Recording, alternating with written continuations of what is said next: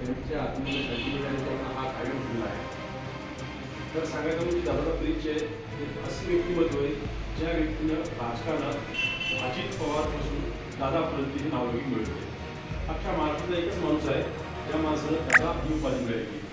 दादा ही उपाधी फक्त नावानेच नाही मिळाली. नमस्कार, आपण पाहत आहात जनतेचा अधिकार न्यूज. काल झालेल्या एका विमान अपघातात राज्याचे उपमुख्यमंत्री अजितदादा पवार, त्यांचे सुरक्षा रक्षक विदित जाधव, पायलट सुमित कपूर, सहपायलट शांभवी पाठक तसेच फ्लाइट अटेंडंट पिंकी माली यांचा दुर्दैवी मृत्यू झाला. या घटनेने संपूर्ण राज्याला हादरवून सोडले आहे.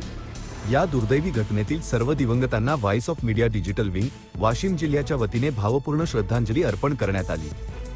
यानिमित्ताने एका छोटेखानी शोकसभेचे आयोजन करण्यात आले होते.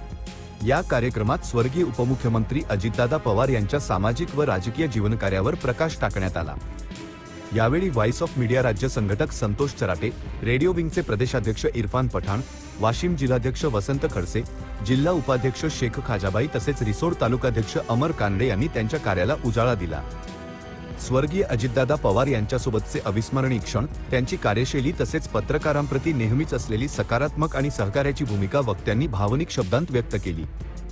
या शोकसभेस शंकर राऊत, शालिग्राम पठाडे, आत्माराम जाधव, मोहम्मद अजहर, प्रवीण आरू, तौसिफ शेख, अनिल कुमार धांडे, प्रभाकर नायकवाडे, गणेश कवडे, दीपक मापारी यांच्यासह व्हॉइस ऑफ मीडियाचे सर्व पदाधिकारी व पत्रकार मोठ्या संख्येने उपस्थित होते. सर्व महाराष्ट्रातल्या जनतेने चटका लावून देणारे पण दादाच्या जीवनातच म्हणजे जीवनावर बोलायचं झालं